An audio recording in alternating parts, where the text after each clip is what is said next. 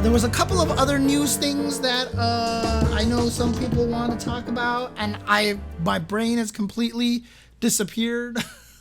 CLG being shut down, which is a very, very frustrating thing. It's very sad to hear. It's very, very, very sad to hear.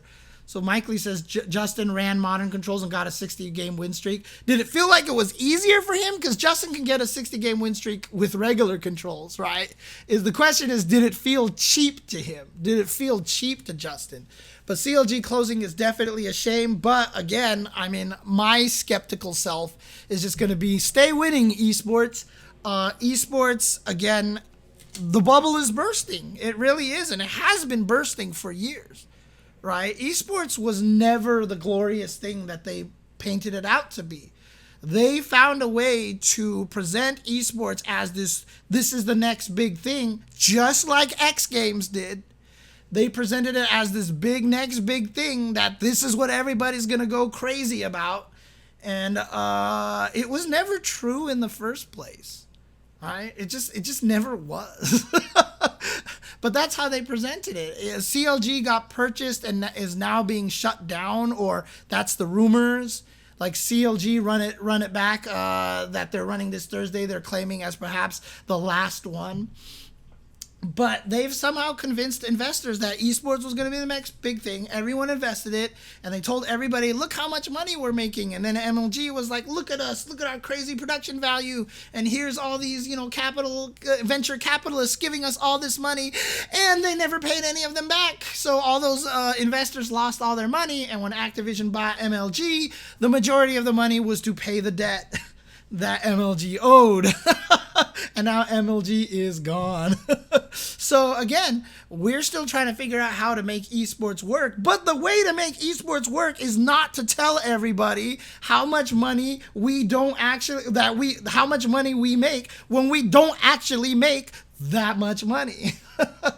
That's the problem. And so, the fighting game community has always been in a better position because we are more grassroots. So we're more impervious to this, right? Evo got to where Evo got to because they just did it on their own, right? It's not venture capitalism. It's not investors. Evo literally got to the point where even when Sony bought it, we were already in the Mandalay Bay, and it did it by paying for itself.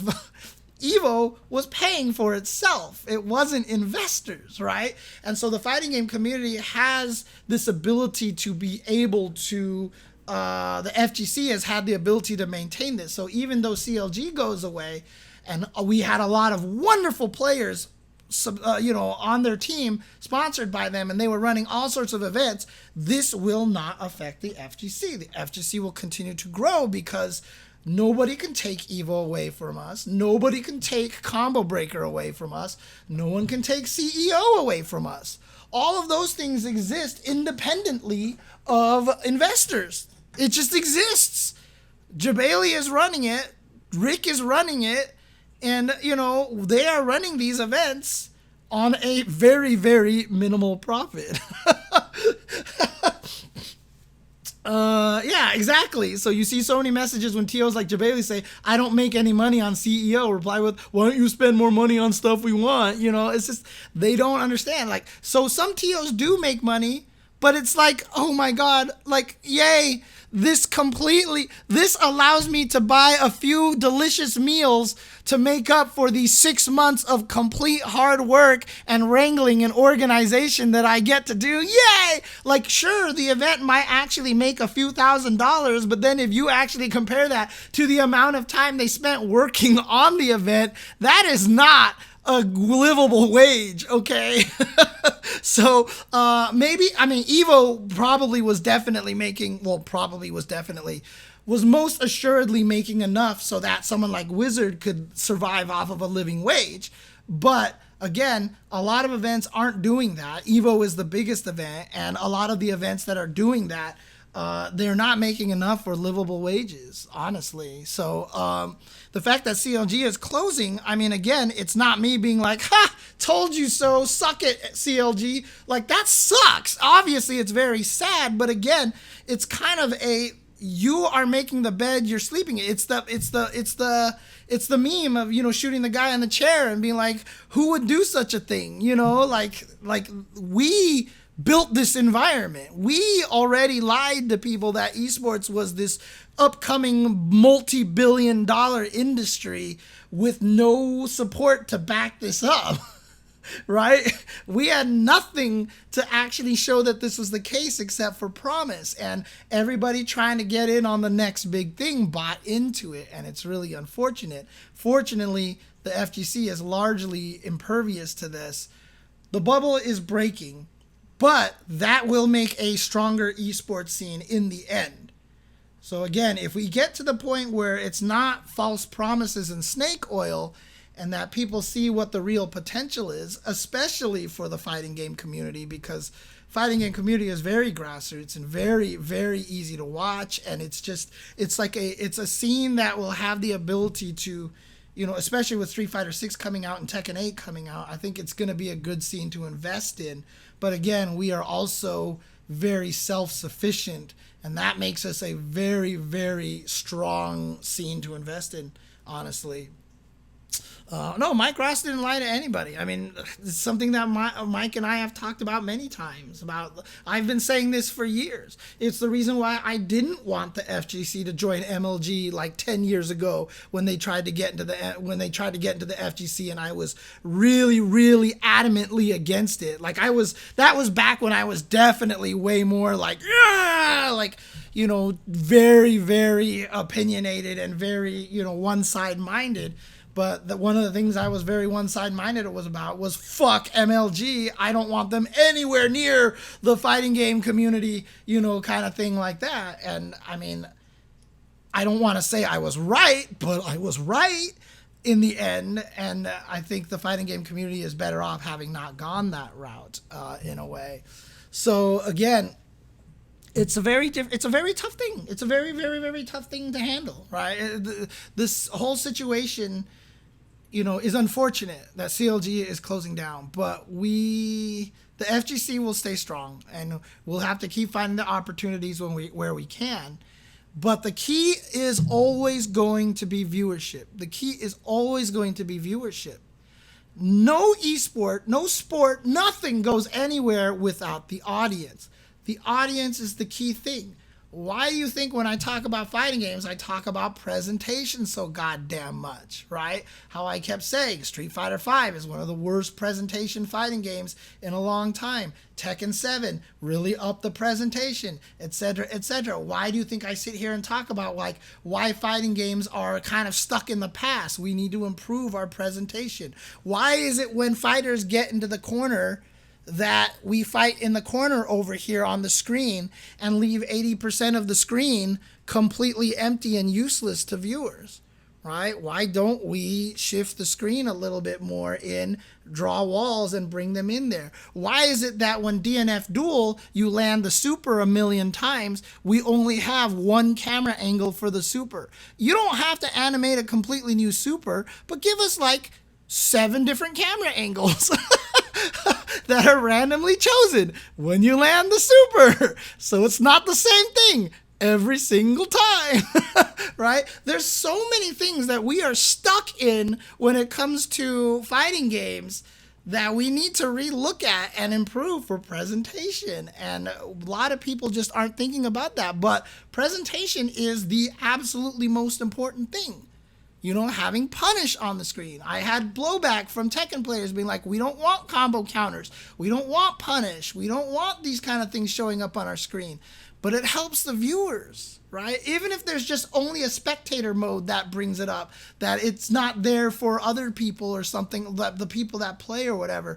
We need to give more information to people watching so that they understand fighting games more, so they know more of what's going on. And why me as a commentator, I spend so much time trying to make sure people understand the subtle things that are happening and not spending so much time on the super minute details, but trying to focus on what gets people to understand and appreciate and enjoy fighting games. The biggest compliments I ever get from people are when Like some guys like, dude, my girlfriend tells me I don't frame trap enough. And the only reason why she knows what frame trap is because she listens to your commentary all the time, James. Like, that's important to me. Why do I keep focusing on, oh, US versus Japan? Oh my God, Morocco is doing this. And people are like, James, shut up about the countries. We really don't care. Dude, it's a storyline that people can follow. Like, it's something for people to listen to and get attached to, right? Like, that's the important thing. These are the kind of things that will get more people watching fighting games, right? That's why I do what I do. I've already been doing this for so long, and I get it right now. The thing that will make fighting games grow organically is more audience. So let's get more audience in there, you know?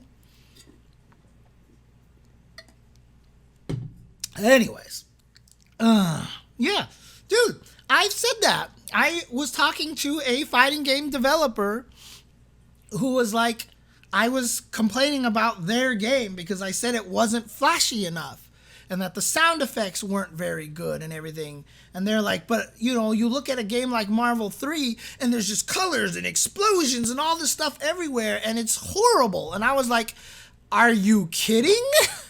I was like, Marvel vs. Capcom 3 is an exercise in key poses, all right? When Super's finished, when X13 does the spinny thing, you can't tell what the hell she's doing in the spinny thing. But when she ends the Super and it just goes whoosh, and you see her floating in kind of one pose like this, keyframes is all you really care about, right? Like when someone punches, you want to see the arm back here and the arm over here, which is what Superman should be doing in every NRS game, not punchy. Like it should be pow like that, right? It's keyframes. Presentation's the important thing. Marvel 3 is a paragon of that. We saw all the crazy explosions and we're like, I can't, what the heck, there's too much on the screen. And then we don't notice it anymore. Like all of us have stopped even seeing it, right? Guilty Gear Strive is the same way. Unless I actively go, oh shit, the combo meter is half the size of the screen. I actually don't see the combo meter anymore. I don't see the giant words counter on the screen. I literally don't anymore. But for casual audiences watching, it's something to notice, it's something to see, it's information for them to understand, and it lets them know something is happening. At the Intel PAX East thing that I did, every time a drive impact was countered by a drive impact, the audience would go, whoa! And like, you know, for us, it's just like whatever, but it's sick looking for casual viewers, you know? These are the things that are very, very, very important. Oh, Esports Day, storytelling in esports, exactly. And that's just the thing, right? This is what we need to do with fighting games. We need to improve the presentation because that'll get the audiences, that'll get more people watching, and that's what we want to do. That is what we need to do. Any case, this has gone on to a large tangent here that I was not expecting to go into. I guess I will have to break the CLG conversation to its own video as well. Yay, more days of content. But that's basically anything else that anybody wanted me to talk about. I know there was some other news stuff. But again, the whole reason why I brought this up is because it sucks that CLG is folding like this, if that's the case. However, my skepticism is that I'm not surprised by it because it just keeps happening. How many times is it going to happen before we realize that's the norm? It's not the exception. It is absolutely the norm. And so the insanity is doing the same thing a million times in a row and expecting a different result. Clearly, esports needs to try something different. They are not making the money the way that they expect to. And the route that they're choosing right now isn't necessarily working. So Serpa, I already talked about the leverless stuff and all that. Oh, just on how to enforce it. Again, I think that's not an important part of the conversation right now because there's just so many ways to get around that already with so many things that we do. So it's really going to be largely an honor system. So The constant camera angle changes with heat engager and heat smash. I mean, again, Song Hung, a lot of what I see in the trailer, I suspect are trailer only camera angle changes. I don't think it's going to be huge, but for the heat engager stuff, I think it's going to feel a little more natural given some time. I don't think it's going to be crazy, to be honest with you. So, but yeah, that's it for me in terms of the CLG information about the CPT leverless, about the concept of easy inputs versus complex inputs. If you guys enjoy this and like hearing my side of things and how I talk about this, because again, I will 100% admit, as an old man, I have been through a lot. So what I see and how I feel about a lot of things is very different than what a lot of other people see, because I've gone through a lot and I understand, in my opinion, what's important and what's not. So my take on things are very different than what a lot of other people feel like. And so if you guys enjoy that, and if you like this take, if you like this old man take over here, please continue to like and subscribe, and let me know on Twitter so I can retweet these things and stuff like that. Comment below in the YouTube comments, and like I said, I'll try to get back to you. But again, obviously I have a very different outlook than a lot of people, because I've been trying to push for this for decades. I've been trying to help fighting games get to extreme popularity levels forever, because I think it absolutely deserves it, not even in a biased standpoint, because fighting games are legit fun to watch, and I think they're really palatable for big audiences. Fighting games just needs to get to that point where casual players can easily jump into it. That is the power of basketball, of poker, of throwing balls at people with, sticks, and not even a true baseball field or whatever like that. You just play a makeshift baseball game in your backyard. Fighting games do not give us that ability. Esports do not give us that ability. It's why I hate the arms race of fighting game, of trying to have to spend money on monitors and do all these crazy things to try to make it, optimized, everything like that. Like, the goal is to make this as accessible as possible to people. That's how we grow. That is how we grow. And we do that through excitement, through hype, through storylines, through real human emotion. Poker got popular because we started becoming fans of Phil Ivey and Daniel Negreanu. We all started to hate Phil Hellmuth, etc., etc. It gave us the ability to actually make these human connections. That's what we need to do with esports. That is how we succeed with esports, is the human connection, the storyline, and really, focusing on things like Oil King having his wife crying and coming up to him and giving him a kiss after he won EVO Japan. These are the kind of things that will get people invested in watching. Again, why does people watch WWE? Do they really watch it for the wrestling? Partially, but like I said, when Justin was living with me, him and his friend, they were watching WWE. It was on my DVR, and it was like drama, storyline. All right, let's start the match, and they're like, skip the match, and they skipped the match, and then they went to more storyline. Like, again, that's how it works, man. Storylines. It's what gets people invested. It's the human aspect of everything that is important. Anyways, that's enough for me on my soapbox over here. Hope you guys enjoyed this. Hope you guys really enjoy listening to my takes on everything. You guys should. Clearly I have the best takes in the FGC, and that I am the smartest person in the world. That is why the days that this podcast graces your ears are the most important days of your life.